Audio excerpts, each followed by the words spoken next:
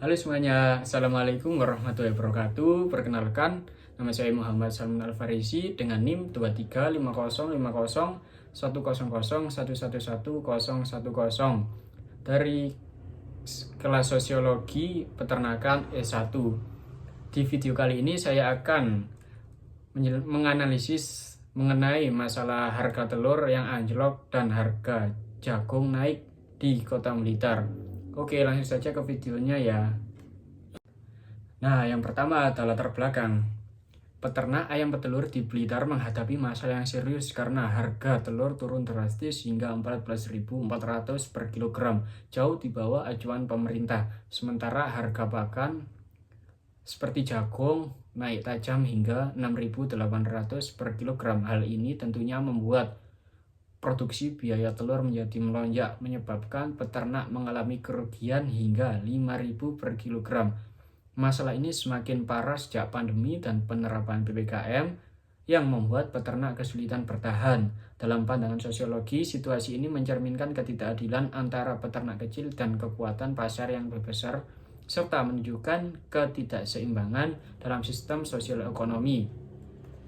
Selanjutnya, ada solusi yang diterapkan dengan teori sosiologi. Solusi yang bisa dilakukan untuk mengatasi masalah ini adalah pemerintah perlu turun tangan dengan mengontrol harga pakan dan memberikan subsidi agar biaya produksi peternak bisa ditekan. Peternak juga bisa dibantu dengan teknologi untuk meningkatkan produksi dan memperkuat koperasi sehingga tidak terlalu bergantung pada fluktuasi harga pasar. Dalam teori sosiologi, teori konflik melihat pentingnya intervensi ini untuk mengatasi ketimpangan antara peternak kecil dan kekuatan pasar yang lebih besar.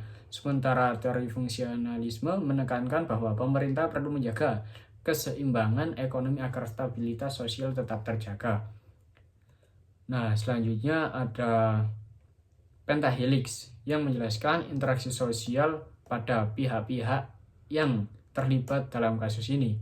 Yang pertama ada peternak sendiri. Nah, peternak ayam di Blitar ini menghadapi kerugian besar karena harga telur anjlok jauh di bawah harga acuan pemerintah. Sementara harga pakan, terutama jagung, melonjak tajam. Mereka kesulitan bertahan dan meminta pemerintah untuk menstabilkan harga sesuai peraturan yang ada. Selanjutnya ada yang sebagai accommodation, yakni ada pemerintah. Pemerintah mungkin mencari cara untuk menyimbangkan harga telur dan pakan dengan melakukan penyesuaian kebijakan atau memberikan bantuan kepada peternak. Mereka berusaha meredahkan ketegangan dengan mendengarkan keluhan peternak dan mungkin mengambil tindakan untuk memperbaiki sesuatu. Yang kedua, juga ada dinas peternakan di sini sebagai accommodation juga, yakni mengawasi dan menilai kondisi peternakan di daerah tersebut untuk memahami dampak dari penurun harga telur dan kenaikan harga pakan. Dinas peternakan juga melakukan survei dan studi untuk mengumpulkan data yang diperlukan untuk mengambil langkah-langkah mitigasi. Selanjutnya ada wartawan di sini sebagai cooperation karena wartawan bekerja sama dengan peternak untuk menyuarakan permasalahan mereka melalui media. Mereka membantu memperkuat suara peternak dengan menyebarkan informasi yang akurat dan memperjuangkan perubahan yang positif melalui peliputan berita. Selanjutnya ada cooperation juga, yakni aparat kepolisian. Aparat kepolisian ini bertugas mengatur dan mengawasi jalannya demonstrasi agar tetap dalam batas hukum dan tidak menimbulkan kerusuhan atau kerusakan. Nah, selanjutnya yang terakhir ada industri. Industri di sini sebagai competition.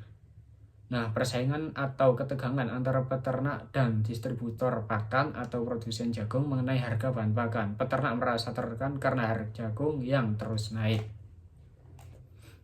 Dalam model pentahelix ini, interaksi asosiatif berfokus pada kerjasama. Interaksi sosial yang terlibat untuk mencapai solusi bagi kasus penurunan harga telur dan kenaikan harga pakan di Blitar. Di sisi lain, interaksi disosiatif ini terjadi karena perbedaan kepentingan yang menimbulkan ketegangan atau konflik. Sementara antara pemerintah dan peternak atau antara peternak dan produsen pakan, kedua jenis interaksi ini penting untuk dipahami agar solusi yang dirancang bisa menyelesaikan masalah secara efektif dan adil bagi semua pihak yang terlibat. Untuk amylase sendiri dalam berita ini terjadi ketika peternak harus menyesuaikan diri dengan perubahan harga dan kebijakan pasar yang ditetapkan oleh pemerintah. Proses ini melibatkan perubahan dalam praktek produksi, adaptasi terhadap kondisi pasar yang baru, dan usaha pemerintah untuk menghadapi umpan balik dan usaha pemerintah untuk menjaga kebutuhan peternak. Keseimbangan antara adaptasi peternak dan respon kebijakan pemerintah adalah kunci untuk mencapai keharmonisan dalam situasi yang menantang ini. Nah, selanjutnya pada materi selanjutnya saya akan menjelaskan menganalisis interaksi pihak-pihak yang terlibat. Berdasarkan kasus yang saya ambil, interaksi pihak-pihak yang terlibat dalam berita menggunakan tipe Gesellschaft, masyarakat modern yang bersifat rasional dan formal.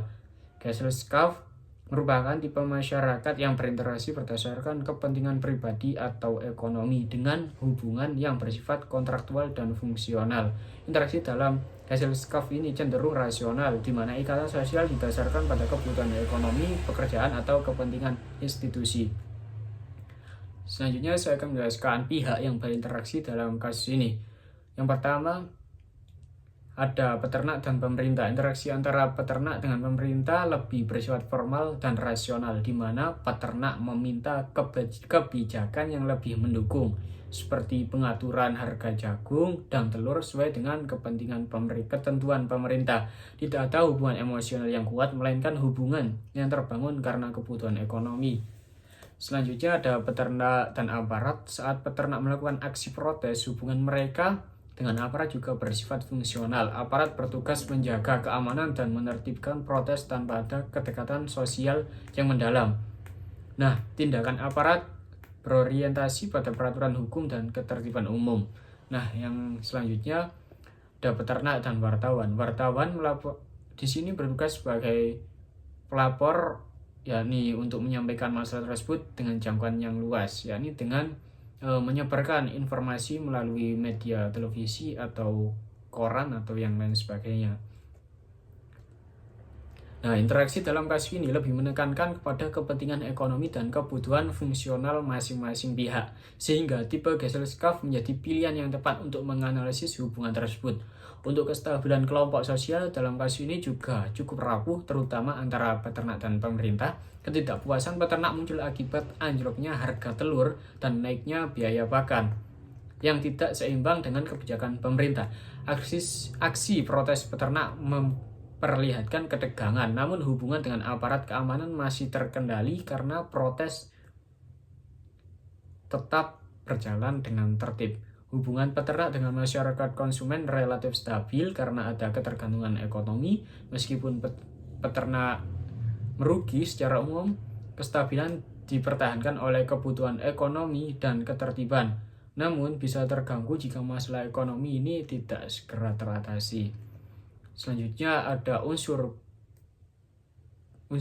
kultural universal yang ada pada kasus saya. Yang pertama ada sistem ekonomi. Nah, sistem ekonomi ini terjadi ketidakseimbangan dalam pasar ekonomi. Harga telur anjlok hingga 14.400 per kilogram. Sementara harga pakan ternak seperti jagung dan pakan jadi terus naik. Hal ini menambah beban bagi peternak yang tidak mampu menutupi biaya produksi, sehingga banyak yang mengalami kerugian besar. Yang kedua ada sistem teknologi. Nah, peternak mengandalkan pakan ternak berbahan baku jagung yang harganya melonjak selama pandemi. Teknologi yang digunakan dalam pemeliharaan ternak menjadi mahal dan tidak terjangkau karena bahan baku impor juga mengalami kenaikan. Selanjutnya ada organisasi sosial. Nah, dalam organisasi sosial ini terdapat koperasi dan asosiasi peternak seperti Koperasi Peternak Unggas Sejahtera dan Asosiasi Peternak Layar Nasional. Nah, keduanya berperan dalam menyuarakan kesulitan yang dialami oleh peternak. Mereka mencoba bernegosiasi dengan pemerintah untuk mengatasi masalah harga telur dan pakan. Selanjutnya ada pengetahuan. Di sini kurangnya edukasi dan informasi yang memadai tentang kebijakan pasar dan pengelolaan harga menyebabkan peternak kebingungan dalam menavigasi situasi ekonomi yang sulit ini. Masyarakat umum pun mungkin belum sepenuhnya paham dampak dari permasalahan ini. Selanjutnya ada sistem religi dan kesenian. Aksi protes yang dilakukan peternak dengan membagikan telur gratis sebagai simbol protes atas ketidakadilan harga pasar adalah salah satu bentuk ekspresi sosial yang kreatif. Hal ini juga menunjukkan frustasi masyarakat peternak terhadap kondisi yang ada. Selanjutnya ada sistem komunikasi. Nah, sistem komunikasi ini yang memainkan peran adalah media massa, penting dalam menyebarkan informasi terkait permasalahan ini. Wartawan melaporkan kondisi peternak termasuk aksi protes yang kemudian menjadi perhatian publik dan pemerintah. Nah, selanjutnya ada solusi untuk menyelesaikan melalui unsur-unsur kultural universal tersebut.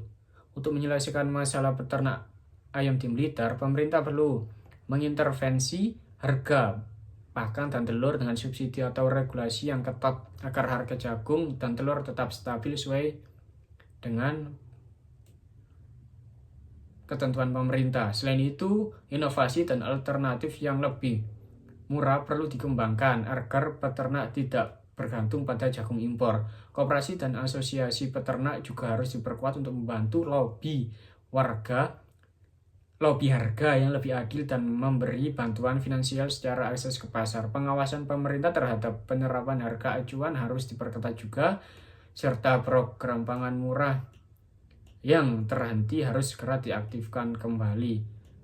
Nilai gotong royong bisa diperkuat melalui kerjasama antar peternak, sementara aksi protes dapat lebih terorganisir secara damai dan kreatif dengan dukungan media untuk menjaga perhatian publik serta mempercepat tindakan pemerintah.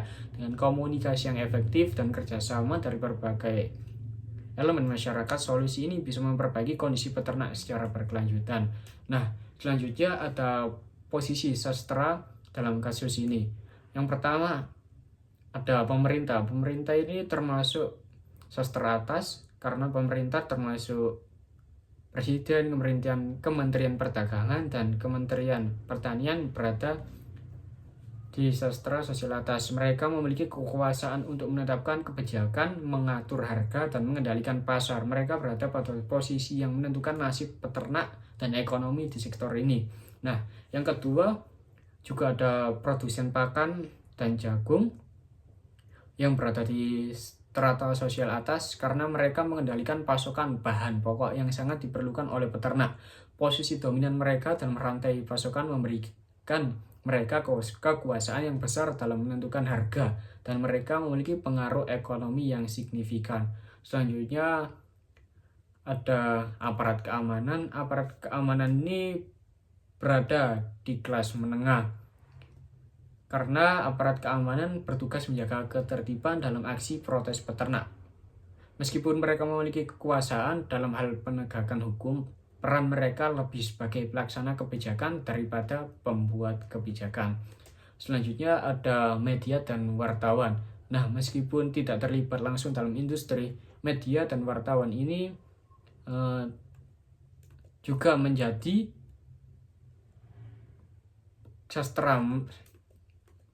strata sosial menengah karena mereka memainkan peran penting sebagai penghubung informasi antara pihak-pihak yang terlibat dan masyarakat. Posisi mereka lebih netral, namun dengan akses ke opini publik mereka dapat mempengaruhi kebijakan melalui pemberitaan. Selanjutnya ada peternak ayam, terutama yang kecil, berada di strata menengah bawah karena mereka bergantung pada industri ternak untuk penghidupan. Dalam situasi ekonomi sulit seperti harga pakan yang tinggi dan harga telur yang rendah, posisi mereka semakin rentan. Keterbatasan sumber daya dan pengaruh politik menempatkan mereka pada posisi yang relatif lemah. Selanjutnya ada mobilitas sosial. Mobilitas sosial tampak dalam beberapa bentuk. Mobilitas sosial ke bawah terlihat ketika banyak peternak mengalami penurunan status ekonomi akibat jatuhnya harga telur dan mahalnya pakan, yang bahkan menyebabkan kebangkrutan bagi sekitar 20% peternak di Blitar. Ini menggeser mereka dari strata ekonomi menengah ke posisi yang lebih rendah. Namun ada potensi mobilitas sosial ke atas jika pemerintah atau koperasi peternak mampu memperjuangkan kebijakan yang lebih adil terkait harga pakan dan telur. Hal ini dapat memperbaiki kesejahteraan peternak dan meningkatkan posisi ekonomi mereka. Selain itu, keterlibatan peternak dalam koperasi atau asosiasi bisa menciptakan mobilitas horizontal, di mana meski posisi ekonomi tidak berubah, mereka memperoleh pengaruh sosial dan politik yang lebih besar dalam memperjuangkan kepentingan mereka di masyarakat. Nah, materi selanjutnya ada status and role. Yang pertama, peternak sebagai produsen dengan peran sebagai penghasil telur yang berdampak ketidakstabilan harga dan kebijakan yang kurang mendukung. Kedua, ada pemerintah. Nah, pemerintah ini sebagai otoritas tertinggi. Mereka memiliki peran yang sebagai pembuat kebijakan yang diharapkan bisa menetapkan regulasi adil untuk membantu para peternak. Yang ketiga, ada industri pakan dan jagung. Mereka sebagai pemasok utama berada di strata ekonomi lebih tinggi dan berperan dalam menentukan harga pakan yang mempengaruhi kesejahteraan peternak. Selanjutnya ada media atau wartawan. Mereka berperan sebagai perantara informasi, membantu menyuarakan masalah peternak. Yang terakhir ada aparat kepolisian. Mereka berperan jaga ketertiban selama proses berlangsung. Nah, mungkin itu saja dari saya. Kurang lebihnya mohon maaf. Terima kasih. Wassalamualaikum warahmatullahi wabarakatuh. Bye-bye.